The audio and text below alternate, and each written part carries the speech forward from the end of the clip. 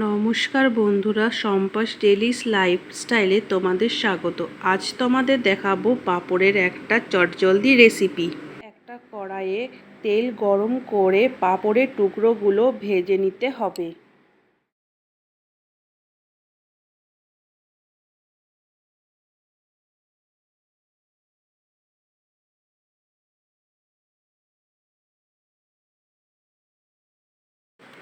এরপর টমেটো, আদা এবং লঙ্কা ভালো করে পেস্ট করে নিতে হবে।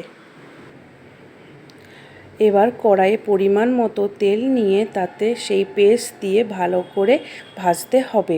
কিছুক্ষণ পর হলুদ, ধনে গুঁড়ো, জিরে গুঁড়ো পরিমাণ মতো দিয়ে দিলাম এবং আগের থেকে সেদ্ধ করা আলু ও স্বাদ মতো নুন দিয়ে দিলাম।